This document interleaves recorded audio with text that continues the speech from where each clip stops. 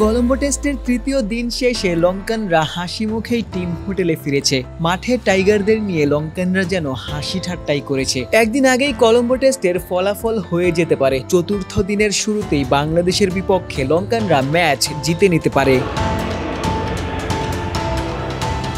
লঙ্কানদের একদমই বিপরীত রূপ টাইগার শিবিরে। মিরাজ শান্তদের চোখে মুখেই হতাশা ফুটে উঠছিল। গল টেস্টে শান্তরা দারুণ ব্যাটিং করেছিলেন। সে ম্যাচে ইতিবাচক ফলাফলও আনতে পেরেছিলেন। তবে এক ম্যাচ পরই কেনই বা শান্তদের এমন চিত্র?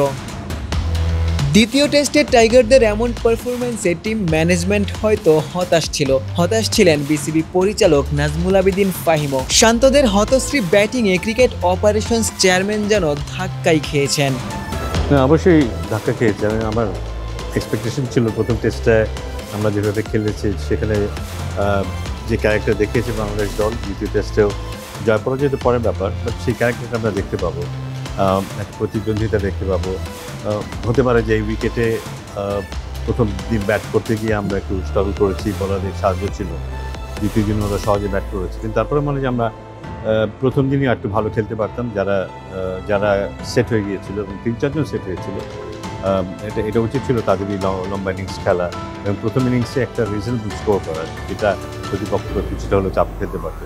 তো সেটা করতে না পারাটা বোধহয় আমাদের টিম নিতে ফেলেছে। এবং দ্বিতীয় ইনিংসে বোধহয় উইকেটে আমি যেহেতু খেলাটা দেখিনি বুঝতে পারছি না, বাট আমার মনে হয় যে হয়তো প্রেশার হোক বা হোয়াট এভার আমরা সেটা নিতে পারিনি এবং এখন আমরা বেশ একটা কণ্ঠাস অবস্থা দিয়ে আছি। ফাহিম যেমনটা বলছিলেন, কলম্বো টেস্টে বাংলাদেশ কোণঠাসা হয়ে পড়েছে। লঙ্কানদের বিপক্ষে ইনিংস হারের শঙ্কাও রয়েছে। স্বীকৃত ব্যাটারদের মধ্যে কেবল লিটন কুমার দাসই অপরাজিত রয়েছেন। লিটনই বাংলাদেশ দলকে ইনিংস হারের লজ্জা থেকে বাঁচাতে পারেন। টেস্ট দল এই মুহূর্তে বাংলাদেশের সমর্থকদের হতাশ করেছে, তবে ওয়ানডে দল এই মুহূর্তে শ্রীলঙ্কায় অবস্থান করছে। তারা মাঠের ক্রিকেটে সেই পারফরমেন্সটা আসলে ভুলিয়ে দিতে চাইবে। শান্তদের পারফরমেন্সটাই হয়তো ওয়ানডে দল ভুলিয়ে দিতে চাইবে। ওয়ানডেতে বাংলাদেশ বরাবরই দুর্দান্ত ক্রিকেট খেলে। তাসকিন, মুস্তাফিজরা হয়তো বা আরও একবার সেটি প্রদর্শন করার চেষ্টা করবেন এবং তাদের বডি ল্যাঙ্গুয়েজেও কিন্তু সেটি প্রদর্শিত হয়েছে। শান্তরা কিন্তু এই মুহূর্তে বেশ চিন্তিত।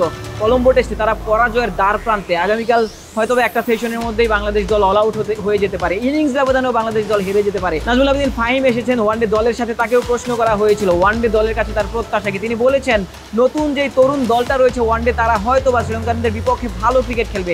তবে তিনি কিন্তু টেস্ট দলের পারফরমেন্স নিয়ে তিনিও হতাশা প্রকাশ করেছেন। তিনি বলেছেন শান্তদের কাছ থেকে আরও একটু বেশি, আরও একটু ভালো পারফরমেন্স তিনি প্রত্যাশা করেছিলেন।